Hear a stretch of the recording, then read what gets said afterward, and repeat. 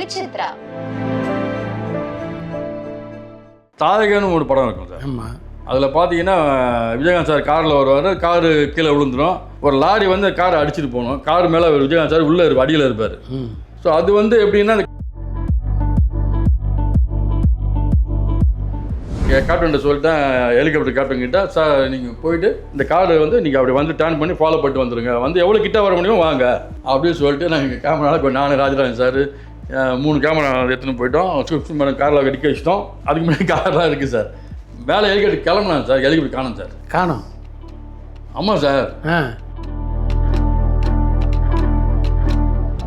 எந்தெந்த டைரக்டர்கள் இன்வால்மெண்ட்டோட சண்டை காட்சி பண்ணுவாங்க? இன்வால்மெண்ட் அதிகமான நம்ம தர்ணி சார் தான் நான் சொல்லுவேன். அப்படியா? ஆமாம். அவர் ஒரு ஆக்ஷன் டைரக்டர் மாதிரி, ஆக்ஷன் டைரக்டர் இருந்தால தூரில் பார்த்தீங்கன்னா சொல்லிட்டாரு, இந்த ஓட்டு போட்டு வரும்போது நடக்கிற ஒரு ஃபைட் எனக்கு மாஸ்டர், அந்த சண்டை காட்சி மட்டும் வெரி பவர்ஃபுல்லாக இருக்கணும் மாஸ்டர். என்ன பண்ணும் எது மாதிரி தெரியாது, இல்லை இல்லைன்னா அவ்வளோதான். இது டெமோக்ராட்டிக் கண்ட்ரி. ஒரே நாடு, ஒரே சட்டம். போதும் சார் உங்க சட்டத்தோட சவகாசம். சாமி நம்ம ஆளுங்க தானே நம்மள இவ்வளவு தூரம் சப்போர்ட் பண்ணி கூட்டிட்டு வந்தாங்க. அவங்களுக்கு தெரியாதா அவங்களோட பெஸ்ட் ஹாலிடேஸ் நம்ம கூட தான். GT Holidays, South India's #1 travel brand.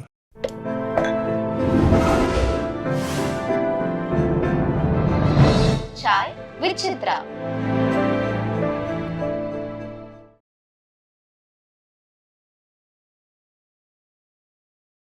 ஏரில் கிக் பண்ணுறது அவர் தான் நிறைய பண்ணார்ல? ஆமாம், அந்த டைமில் ஏரில் கிக் பண்ணுறது நல்லா பண்ணுது எல்லாமே அவர் தான். இதில் என்ன பார்த்தீங்கன்னா அர்ஜுன் சார் வந்து மிக பிரமாதமாக ஃபைட் பண்ணுவார். ஆனால் அந்த டைமில் பார்த்தீங்கன்னா விஜயகாந்த் சார் தான் அந்த லெக்கில் பண்ணக்கூடிய அந்த ஆப்ஷன் கிடச்சிது.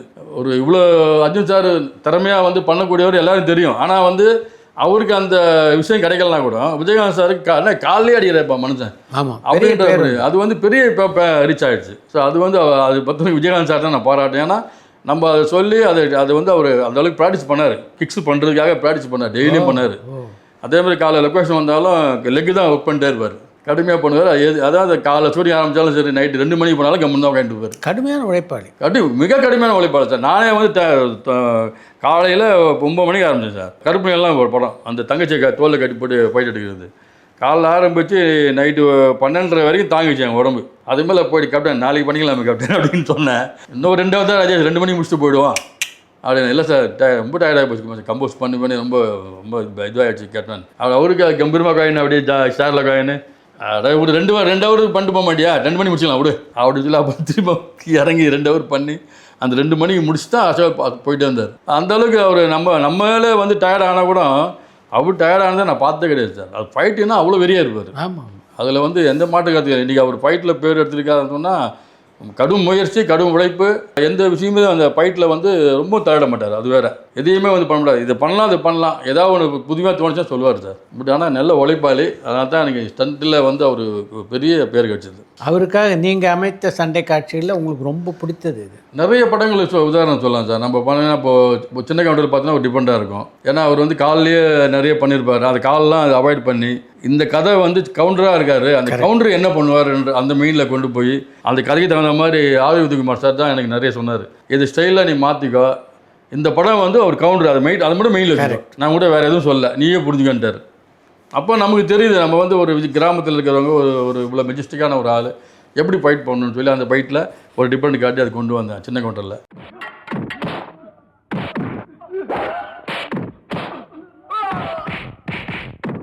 அதுக்கப்புறம் பார்த்தா அந்த படம் எனக்கு வந்து அது ஒரு டிஃப்ரெண்ட் கொடுத்தது. அதுக்கப்புறம் நிறைய அலெக்சாண்டர் கருப்புங்கெல்லாம் பார்த்தீங்கன்னா தங்கச்சி ஃபைட்டு தோலில் கட்டி ஃபைட் பண்ணுவது, அதெல்லாம் வந்து ரொம்ப ரொம்ப எக்ஸ்ட்ராடினரி ஃபைட்டாக அமைஞ்சுது எனக்கு. ஆமாம், அது என்ன ஆனந்த் தியேட்டரில் தான் நான் படம் பார்த்தேன். அப்போ நான் ஆனந்த் தியேட்டரில் வந்து அந்த படம் பார்க்க போயிருக்கேன். அந்த ஃபைட்டு வரதுக்கு முன்னாடி ஒரு ½ உள்ளே போயிட்டேன். ஸோ இப்போ அந்த ஃபைட்டு போடுறாங்க சார். இப்போ சினிமாவில் பார்த்தீங்கன்னா கை தட்டுவாங்க, ஃபைட்டு கை தட்டுவாங்க, அது அங்கங்கே கலக்கலன்னு ஒரு 10 கை தட்டுவாங்க சார். இந்த தங்கச்சி போயிட்டு ஆரம்பித்து அவரை ஃபைட் பண்ணவொடனே சினிமா தேட்டரில் அத்தனை ஹோல் தேட்டரில் கை தட்டினாங்க சார். எனக்கு அன்றைக்கே தான் ரொம்ப மனசு அந்தளவுக்கு ஒரு சந்தோஷம். எல்லாருமே கேப்பே கிடையாது சார். தங்கச்சி போயிட்டு பண்ணும்போது ஜம்ப் பண்ணி எல்லாம் பண்ணும்போது அது செம்ம கிளாஸ் பண்ணாங்க தேட்டரில். அதை அப்படியே பார்த்துட்டு பிடிச்சிட்டு வந்து கேப்டன் சொன்னேன், கேப்டன் இந்த ஃபைட்டுக்கு செம்ம கிளாஸ் பண்ணுறாங்க தெரியும் எனக்கு நல்லா, நீ எடுத்துருக்க நல்லா தெரியும், நானும் பார்த்தேன் மூவியில் எல்லாம் பார்த்தேன், ப்ரீ ஷோலையும் பார்த்தேன், நல்லா வரும் எனக்கு தெரியும், நல்லா பண்ணியிருக்கேன். அந்த ஒரு கருப்பு நிலை அந்த ஃபைட்டு. அப்புறம் இது கட் பண்ணால் அந்த வல்லரசு பார்த்தீங்கன்னா ஏகப்பட்ட ஸ்டண்ட் வச்சுருக்கேன். அதே மாதிரி இது சேசிங் எடுத்திருக்கேன், அதுவும் பிரமாதமாக இருந்துச்சு. ஓப்பனிங் சேசிங் வந்து அப்போ வந்து ஒரு மிரட்டலான ஒரு விஷயமா இருந்தது. ஸோ அந்த சண்டை காட்சி பிடிக்கும். அந்த மாதிரி நிறைய விஷயங்கள் இருக்குது சார். நிறைய படங்களில் வேறு படம் இருந்தால் கூட இது குறிப்பிட்டு இந்த மாதிரி படங்களில் வந்து எனக்கு ரொம்ப ஆக்ஷன் நல்லா அமைஞ்சது. அவரை வச்சு நீங்கள் படமாக்கினதுல ரொம்ப ரிஸ்க்கான சண்டை காட்சி அது. தாரகன்னு ஒரு படம் இருக்கும் சார். ஆமாம். அதில் பார்த்தீங்கன்னா விஜயகாந்த் சார் காரில் வருவார், காரு கீழே விழுந்துடும், ஒரு லாரி வந்து காரை அடிச்சுட்டு போகணும், கார் மேலே விஜயகாந்த் சார் உள்ளே அடியில் இருப்பார். ஸோ அது வந்து எப்படின்னா இந்த அடிச்சிருந்தோம், இந்த கார் இப்போ அடியில் படுத்துட்டு இருப்பார், லாரி வந்து அவனை அடிச்சு தேய்ச்சிட்டு போயிட்டே இருக்கணும். ஸோ அப்போ நமக்கு வந்து அந்த சிஜியில் பண்ணுறதுக்கான வாய்ப்புகள்லாம் எதுவும் கிடையாது. கரெக்ட். அப்போ நான் என்ன பண்ணேன், கேப்டன்கிட்ட சொல்லி, கேப்டன் நீங்கள் கார்லேருந்து இடிச்சிட்டு வருது, நீங்கள் இதுலேருந்து மேலே ஏறி அந்த கார் மேலே வந்துடுறீங்க, பின்னாடி வரவனெல்லாம் லாரிலேருந்து இறங்கிறீங்க, உள்ளேருந்து வந்து கார் மேலே போயிடலாம் அப்படின்னேன். எப்படி மூவ்மெண்ட்டில் அடிப்பியா, சேஃப்டி வீட்லாம் பக்காவாக இருக்குமானார். அதெல்லாம் பண்ணிடலாம் கேப்டன், அதெல்லாம் பெரிய மேட்டர் கிடையாது சொல்லி, அப்புறம் காருக்கெல்லாம் பேரிங் கீரிங்கெல்லாம் கொண்டு வந்து சொல்லி பற்ற வச்சு எல்லாம் ரைடாக பண்ணி அது மேலே ஃபைட் பண்ணுவார். அருமை. ஸோ இப்போ அந்த காரை ஒன்றும் இல்லை, ஒரு ஏதாவது ஒரு லிவர் அந்த பற்ற வச்சு உடஞ்சி போச்சு வச்சுங்க, கார் அப்படியே பண்ணுறோம். கரெக்ட். இருந்த ஃபைட்டு சைடில் விஜயகாந்த் சார்லாம் கீழே தான் போடணும். அதுக்கெல்லாம் கவலையே படல, ஒரு 7 நாள் எடுத்தோம். அது இனியும் பார்த்தா அந்த ஒரு ரிஸ்க்கு, அந்த மாதிரி ரிஸ்க்கு சார் பண்ணியிருப்பேன். அந்த மாதிரி பண்ணுறது. அதே மாதிரி கருப்பு நிலா பார்த்தீங்கன்னா மறக்க முடியாத சார். அது வந்து குஷ்பு மேடம்னு நினைக்கிறேன். அந்த கிளைமேக்ஸில் காரில் போகும்போது ஒரு மேட்ரு. அப்போது வந்து ஹெலிகாப்டரில் வந்து ஒரு தொங்கிட்டு வந்து காப்பாற்றுற மாதிரி ஒரு சீன் பண்ணணும்னு சொல்லிட்டு மேட்னா ஒரு இங்கிலீஷ் படம் தான் அது. அதை வந்து ஒரு பேஸாக வச்சு அந்த மாதிரி நம்மளால் எடுக்க முடியுமா கேட்டார். சார் நம்ம ஓரளவுக்கு மேட்ச் பண்ணலாம் சார், நம்ம பண்ணலாம், ட்ரை பண்ணி பார்ப்போமே அப்படின்னு சொல்லி கருப்பில் அந்த கிளைமேக்ஸ் கொண்டு போகணும். அப்போ அந்த குஷ்பு மேடம் காப்பாற்றுற மாதிரி ஒரு ஹெலிகாப்டர் தொங்கிட்டு வரணும் தலைகீழ.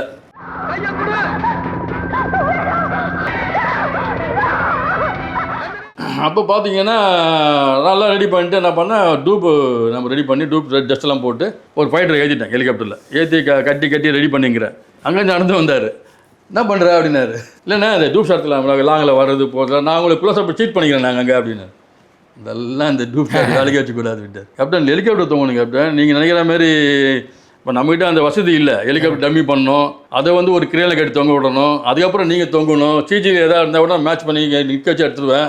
எதுவுமே இல்லை கேப்டன், ஒரிஜினல் ஹெலிகாப்டரில் நம்ம தொங்கிட்டு வரணும். இது எப்படி பாசிபிள் ஆகும்? வானா கேப்டன், ரொம்ப ரிஸ்க் இது, ஏதாவது ஒன்று ஆச்சுன்னா கட்சியில் என்ன உண்டுலன்னு பண்ணுவாங்க. ஆமாம், ராவத்தில் அண்ணன் சொல்லி அனுப்பிச்சிட்டாரு, இடமா பேசுவா போல், நீ எதுவுமே ஏதாவது ஒன்று ஆச்சுன்னா ஒன்று அவ்வளோதான் உண்டுலம் பண்ணுவேன்னு சொல்லி அனுப்பிச்சிருக்காரு அப்படின்னு ராவத்துட்ட. அவன் கிடக்கிறான் அப்படின்னு அவன் கிட்ட கம்பெனி நான் பார்த்துக்கிறேன், அவன் அப்படி தான் சொல்லுவான், ராஜேஷ் நீ எதை சொல்லிக்காது, அவன்கிட்ட போகணுங்கன்னு பார்த்தா எடுக்காது அப்படின்ட்டு. என்ன கேப்டன் இப்படி சொல்கிறீங்கன்னு சொல்லிட்டு ரொம்ப எனக்கு நானும் ஃபைட்டர்ஸில் என்னடா இப்படி சொல்கிறார், என்ன பண்ணலாம் எனக்கு புரியல மாஸ்டர், அவர் வந்து இப்படி ரொம்ப ரிஸ்க், இது ஏதாவது ஒன்று ஆச்சுன்னா நம்ம மேலே தான் பழி விழுந்துடும் அப்படின்னு சொன்னா. 2 விபத்து வேறு நடந்திருக்கு. ஒரு ஆர்டிஸ்ட் ஜெயன் இறந்துருக்காரு. இறந்துருக்கு, ஜெயன் இறந்துருக்க டைம் தான் அதில். அந்த டைமில் அப்போது ஒரு ஒத்துக்க மாட்டேன்னு சொல்லிட்டாரு சார். அப்புறம் நான் சொன்னேன் சரிங்க கேப்டன் சொல்லிட்டு அப்புறம் அந்த ஃபைட்டரை கழட்டிட்டேன். அவன் பண்ணுறவனை கழட்டிட்டு இவரை படுக்க வச்சு, அப்போல்லாம் பார்த்தீங்கன்னா மெலிஸ் ரோப்பு தான் சார் இருக்கும். இப்போ வந்து பார்த்தீங்கன்னா இந்த கை விரலுக்கான ரோப்பு இருக்குன்னு அழகாக பண்ணலாம். இருந்தால் கூட ஹெலிகாப்டர் தொங்கிட்டு போகணும், அது வேறு விஷயம் வச்சுங்க. அது எல்லாம் சின்னதாக ஒரு ரோப்பு இருந்தது, சும்மா இடுப்பில் ஒன்று கட்டி விட்டேன், ஒரு காலுக்கு ஒன்று போட்டு விட்டேன் சார், கையில் அப்படி மாட்டிக்கினார். சரி நாங்கள் எல்லாம் கேமராலாம் கொண்டு போயிட்டு நிப்பாட்டி ரெடி பண்ணி வச்சுட்டு அந்த கேப்டன்கிட்ட சொல்லிட்டேன், ஹெலிகாப்டர் கேப்டன்கிட்ட, சார் நீங்கள் போயிட்டு இந்த காரை வந்து நீங்கள் அப்படி வந்து டர்ன் பண்ணி ஃபாலோ பண்ணிட்டு வந்துடுங்க, வந்து எவ்வளோ கிட்ட வர முடியுமோ வாங்க அப்படின்னு சொல்லிட்டு நாங்கள் கேமராவில் நான் ராஜராஜன் சார் 3 கேமரா எடுத்துன்னு போயிட்டோம். ஸ்விஃப்ட் மேடம் காரில் கடிக்க வச்சிட்டோம். அதுக்கு முன்னாடி கார்லாம் இருக்குது சார். மேலே ஹெலிகாப்டர் கிளம்புனாங்க சார், ஹெலிகாப்டர் காணும் சார். காணும்? ஆமாம் சார். கிளம்பி நானே நினச்சேன் போய் டர்ன் பண்ணி இப்படி திரும்பி வந்து இப்படி வந்துட போகிறோம், அவ்வளோதான். நம்ம இப்படி ஹெலிகாப்டர் பார்த்தோம் சார், அப்படியே போனோம் சார், ஆளே காணும் சார். எல்லாம் அழுகுறாங்க, ஈவிட்டு அழுகுது சார், எங்கே போனாருன்னு தெரில அந்த மேகத்தில். அப்படியே உட்காந்து எல்லாம் கண்ணில் கலங்கி குசு மாதிரிலாம் அழுகுறாங்க, கண்ணில் கலங்கி போச்சு அவங்களுக்கு. என்ன மாஸ்டர் எனக்கு தெரியல மேடம், என்ன தெரியல. கேமராமேனு ராஜன் சார் அவரு முழிக்கிறாரு, அசிஸ்டன்ட் கேமராமேனு அவன் பதறானுங்க, ஒன்றுமே புரியல சார். ஐயோ போனோம் சார், ரொம்ப நேரம் ஆச்சு சார், ஒரு 5-6 நிமிஷம் இருக்கும். சுற்றிலாம் ஃபுல் மேகம், கோவாவில் எடுக்கிறோம் அதை. நல்லா மேலே போயிட்டு ஹைட்டில் போய் எங்கேயோ ஒரு சவுண்டு கேட்டுச்சு சார். எங்கேயோ புதுசாக இருக்குது லாங்கில். சரி இப்போ ஏதோ வருது சவுண்டு கேட்டோன்னு பார்த்தேன், சரி கேப்டன் இருக்கணுமே, மேலே தூக்கி போனால் என்ன ஆச்சுன்னு தெரியாது நமக்கு. அப்படியே வந்தான் சார். வந்துட்டு கரெக்டாக ஒரு குறிப்பிட்ட லெவலுக்கு வந்து கேப்டன் தொங்கிட்டு இருக்காரு, கையை விடவே இல்லை அவர். இப்போ எனக்கு வேறு வழி இல்லை, இப்போ அவர் ஒரிஜினலாக வந்துட்டார், இப்போ நம்ம அந்த பதத்தை காட்டணும்னா நல்லா இருக்காது, திருப்பி ஒன்றுமே எடுக்க முடியாது. அந்த கண்டிஷனை சொல்லிட்டு கேமராமேன் சார் ரெடி பண்ணலாம் சார், பார்த்துக்கலாம் சார், கட்டர் இருக்காரு அப்படின்னு சொல்லிட்டோம். உடனே கேமராமேனா கிட்ட ஒரு லெவல் வந்து நின்ட்டான் சார். அவன் நின்றுட்டு இப்போ ஃபாலோ பண்ணிட்டான் சார். நாங்கள் ஸ்டார்ட் பண்ணி கேமரா தூக்கி 3 கேமரா சர்றத்தில் மூவ் பாருங்க கேமரா பிடிக்குது. ராஜா சார் என்னென்ன பண்ணவும் பண்ணிட்டார். அவருக்கு க்ளோஸ்அப் போடுறது வர்றது எல்லாம் பண்ணிட்டார் சார். பண்ணுங்கன்னு போயிட்டு முடிச்சுட்டு வந்து லேண்ட் பண்ண சார் எங்களுக்கு உயிராக வந்தது சார். நீங்கள் நினச்சி பாருங்க சார், ஹாலிவுட்டில் கூட நீங்கள் ஒரு எப்படி சீட் பண்ணி எடுப்பாங்கன்னு உங்களுக்கு தெரியும். ஆமாம். இல்லைனா வந்து சும்மா அப்படி தூக்கிட்டு கூட எல்லாம் அப்படி லேண்ட் பண்ணிக்கலாம், எதுவும் பண்ணிக்கலாம் சார். தூக்கிட்டு போயிட்டா சார் ஆளே காணும் சார். நீங்கள் நினச்சி பாருங்க சார், என்னால் விட முடியாது சார். நான் ஒரு தன்னடியாக சொல்கிறேன் சார், என்னால் முடியாது சார். நான் போயிருந்தாலும் கேரளா என்ன ஆயிருப்பேன்னு எனக்கு தெரியாது. தூக்கி அவ்வளோ தூரம் போயிருந்தா ஒரு புள்ளியோடு காணும் சார். ஹெலிகாப்டரே காணாமல் பார்த்துங்க. அந்த டென்ஷனில் அவர் பண்ணி அப்படியே கிட்ட வந்து லெவலில் இருந்தால் கூட பரவாயில்ல, அவ்வளோ ஹைட்டு சார், சரியான ஹைட்டு. அதான் சொல்கிறேன்னா போயிட்டு வந்து அப்புறம் அந்த ஹெலிகாப்டர்காரன் கூட நான் திட்டிருந்தேன். அப்படின்னு அவன் இங்கிலீஷில் எதுவும் சொன்னேன். அவன் என்ன திட்டுறான், அவன் என்ன கார் நினச்சியா போய் டேன் பண்ணி நிப்பாட்டுறதுக்கு, இது அந்த காற்று விண்டு இவரோட வெயிட்டு பேலன்ஸ் நான் எல்லாம் பண்ணி கொண்டு வரணும். ஓ அது சரி கொண்டு வாங்க, அதுக்காக ஏன் தூக்கி எங்கேயும் கண்காண ஏதாச்சும் போயிட்டு கீழே ஃபுல்லாக பாருங்க அப்படின்னா அதெல்லாம் என்னுடைய வேலை தான். அப்படி போனால் தான் கரெக்டாக வர முடியும், நான் போனான்ட்டான். அப்புறம் ஒரு வழியாக வந்து குஷ்பு மேடம் வந்து அவர் கையெல்லாம் கொடுத்து, கேப்டன் அசத்திட்டிங் கேப்டன், எங்களெல்லாம் உயிர் வந்து எனக்கு மெயின் வேறு ராவத்தில் வேறு ஏற்கனவே சொல்லி அமைச்சிருக்காரு, நம்ம இன்னைக்கு அவ்வளோதான்டா அப்படின்னு நினச்சிட்டேன். நான் அன்றுலாம் பண்ணுவாங்க சார், ரசிகர்கள்லாம் என்னை போட்டு மேய்ஞ்சி கொடுப்பானுங்க அந்த டைமில். பிரச்சனையாக இருக்கும், எவ்வளோ பிரச்சனை சார். எனக்கு வந்து நான் கேட்டேன் என்ன கேட்டேன் தெரிஞ்சானே உங்களை வேணான்னு சொன்னேன் அப்படின்னு. ஸ்டார்ட் ஓகேயா அவர் வந்து கூலாக நாங்கள் எல்லாம் இவ்வளோ பாட்டத்தில் இருக்கிறோம் எல்லாம் பண்ணிட்டு அப்படி சீக்கிரம் ஒன்று எடுத்தார். ஸ்டார்ட் ஓகேயா நல்லா இருந்தா 3 கேமரா பார்த்தியா கரெக்டாக அப்படியே பார்த்தேன் வந்துச்சு சார் கரெக்டாக நல்லா அப்படின்னு சொல்லிட்டு நாங்கள்லாம் போய்ட்டு உட்காந்துட்டோம். ஒரு 15 சார் ரிலாக்ஸ் பண்ணி அதுக்கப்புறம் நாங்கள் எல்லாம் தண்ணியெல்லாம் குடிச்சிட்டு அதுக்கப்புறம் தான் மொத்த ஷூட்டிங் ஆரம்பித்தோம். அப்படி ஒரு மனுஷன் இந்த மனுஷன் இப்படி ஒரு மனுஷனை நான் வாழ்க்கையில் எந்த இடத்துல நான் பார்த்ததில்லை சார். உண்மைதான். எந்த தைரியம் சார், யார் சார் கொடுப்பா? அது எனக்குலாம் வந்து கண் கலங்கி போய் சார். அது குஷ்பு மேடம் நீங்கள் என்னைக்கா மீட் பண்ணால் கேளுங்க, அழுதுட்டாங்க சார் அவங்க. அப்படியே கண்ணு கலங்கி கேப்டன் கத்திருந்தாங்க அவங்க. அது வந்து என்னால் வாழ்க்கையில் வந்து கேப்டன் மேலே அந்த தைரியம், அந்த துணிவு, அது சினிமா மேலே அவர் வச்சிருந்த ஆக்ஷன் மேலே வச்சிருந்த ஒரு நம்பிக்கை, அது என்றைக்குமே மறக்க முடியாது சார். லைஃப்பில் எத்தனை ஈராக வந்தாலும் அது ஈடாகாது சார். அது எல்லாம் அது பெரிய பரபரப்பாக போச்சு. அதுக்கப்புறம் பேப்பர்லாம் வந்து அதை பெருசாக பண்ணாங்க.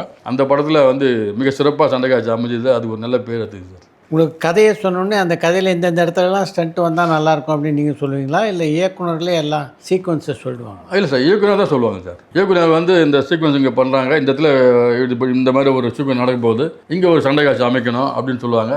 அதில் ஏதாவது கொஞ்சம் ரொம்ப வேறு மாதிரி இருந்தாலும் கொஞ்சம் சின்ன விஷயங்கள் லேகாக இருந்ததுனாலோ அல்லது அந்த விஷயங்கள் புதுசு பண்ணலாம் சார், இது கொஞ்சம் பழைய பாட்டுனா இருக்குது கொஞ்சம் மாற்றலாம் அப்படின்னு சொல்லி ஏதாவது சொன்னேன். அந்த ஆலோசனை சொல்லுவோம், கண்டிப்பாக சொல்லுவோம் சார். அதுக்கு சொல்லியிருக்கேன்.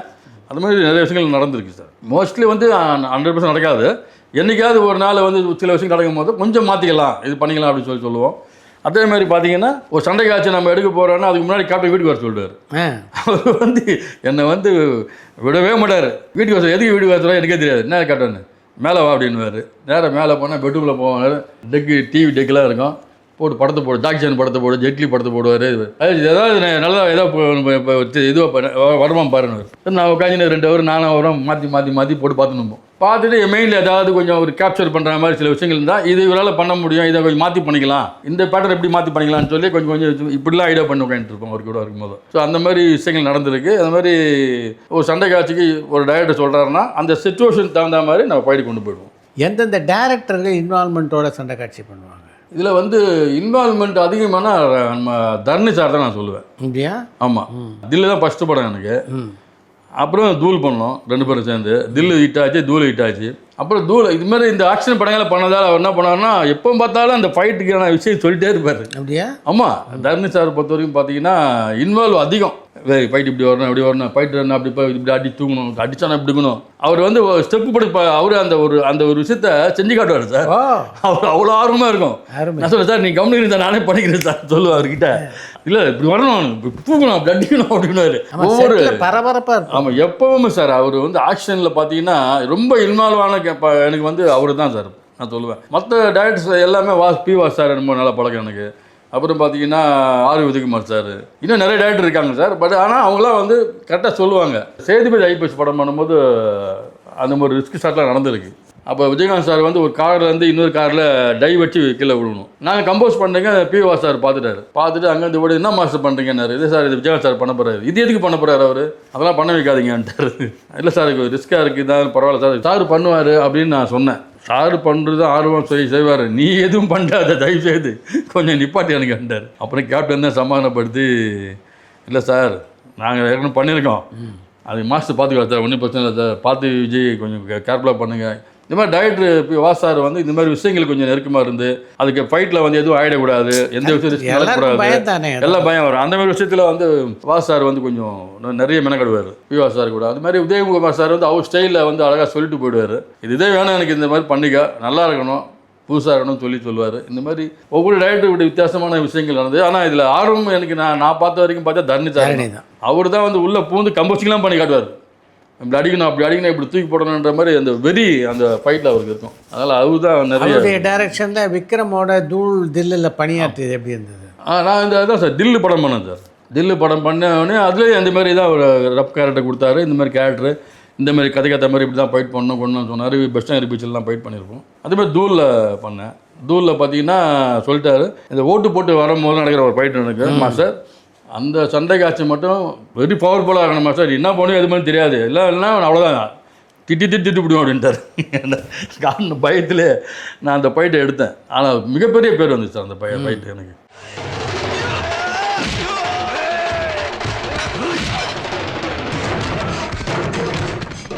அந்த இன்டர்வல் பிளாக் ஃபைட்டு தூளில் மிகப்பெரிய ஃபைட்டாக அமைஞ்சுது. அது வந்து பெரிய விஷயம் எனக்கு பண்ணது. இந்த மாதிரி நிறைய விஷயங்கள் நம்ம அப்போ பண்ணியிருக்கோம் சார். தமிழ் சினிமாவினுடைய மிக முக்கியமான இயக்குனர் 2 பேரோட பணியாற்றிருக்கீங்க. ஒன்று பாலச்சந்தர், இன்னொரு பக்கம் இயக்குனர் எம்ஏஎம் பாரதி ராஜா. பாலச்சந்திர சார் பார்த்தீங்கன்னா நான் வந்து டூயட் பண்ணேன். பாரதி ராஜா சார் கூட தமிழ் செல்வன் பண்ணேன். அவர் வந்து பாலச்சந்திர சார் வந்து எப்பவுமே பார்த்தீங்கன்னா அவர் கூட ஸ்பீடாக நம்ப போக முடியாது. நம்ம ஹைதராபாத் ஷூட் நடக்கும் போது பார்த்தீங்கன்னா அவருக்கு மலை மேலே ஷூட்டிங்கு, அந்த மேலே ஃபைட் பண்ண கம்போஸ் பண்ண இங்கெல்லாம் ஃபைட் எடுன்னு சொல்லி கிடக்குன்னு போய் அவருக்கு கூட பின்னாடி நான் ஓடணும், அவர் நடந்தால் போவார், நாங்கள் ஓடணும், அவ்வளோ ஸ்பீடு அவர். அந்த அளவுக்கு நல்லா சின்சியராக ஒர்க் பண்ணுவார் சார். சின்சியராக ஒர்க் பண்ணிட்டு கரெக்டான விஷயங்கள் சொல்லுவார். இந்த மாதிரி ஃபைட் எடுங்க, இந்த சீக்வன்ஸ் வரணும், இந்த சுச்சுவேஷன் வரணும்னு சொல்லுவார். அது மாதிரி அவர் எடுத்துட்டோம். பாரதிராஜா சார் வந்து என்ன சொன்னாருன்னா, நீ வந்து விஜயகாந்துக்கு நிறைய ஃபைட் பண்ணியிருப்பேன், இந்த படத்தில் வந்து அந்த மாதிரிலாம் இருக்கிற கரெக்டாக வந்து அவர் ஏதோ நான் பண்ணுறதால நான் ஃபைட்டே இந்த படத்தில் விற்கல. எனக்கு ஃபைட்டே வந்து எனக்கு பிடிக்காது. அவர் ஓப்பனாக சொன்னது, ஃபைட்டெல்லாம் வந்து எனக்கு பிடிக்காது. கேப்டனுங்க ரசிகருக்கு வந்து ஃபைட்டு பிடிக்கின்றதால தான் நான் ஏதோ ஒரு ஃபைட்டு இதை வைக்கலான்னு சொல்லிட்டு பிளான் பண்ணுறேன் மாஸ்டர். அதுக்கேற்ற மாதிரி கலெக்டர் என்ன பண்ணுவாரோ அது மாதிரி பண்ணி கொடுத்தா போதும், எனக்கு ரொம்ப இப்படிலாம் பறந்துக்கிறது அடிக்கிறது அது மாதிரிலாம் இல்லாமல் ஒரு கலெக்டராக பண்ணி கொடுங்கன்னாரு. பட் அவருடைய ஸ்டைலில் அவர் சொன்னது. பாலச்சந்திர சார் வந்து அவருடைய பேட்டர்ன்லாம் சொன்னார். பிரபு சாருக்கு நம்ம அது அப்படி பண்ணி கொடுத்தது. ரெண்டுமே மிகப்பெரிய இமயத்து கூட ஒர்க் பண்ணியிருக்க ஒரு சந்தோஷம் எனக்கு. தரணி மாதிரி ஆர்கே செல்வமணி ஃபைட் சீன்ஸும் இன்ட்ரெஸ்டாக இருக்கும்ல? 100% சார். ஆர்கே செல்வமணி சார் அதே தான். இப்போ கார்த்தியோட பல படங்கள் ஒர்க் பண்ணியிருக்கீங்க. கார்த்தி இது மாதிரி ஆக்ஷன் ஹீரோ கிடையாது. ஆமாம், அவர் ஒரு ஸ்டைலாக தான் ஃபைட் பண்ணுவார். அவருக்கெல்லாம் எப்படி ஃபைட்டை கம்போஸ் பண்ணி?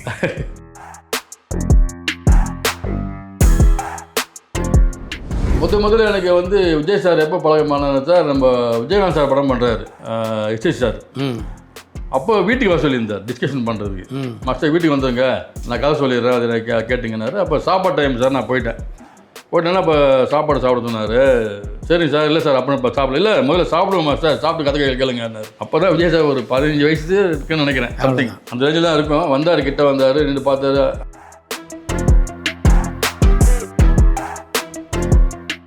பரபரப்பான சினிமா செய்திகள், நட்சத்திரங்களின் பேட்டிகள், சினிமா வரலாறு ஆகியவற்றை பார்க்கவும் படிக்கவும் உங்களுக்கான இணையதளம் touringtalkies.co.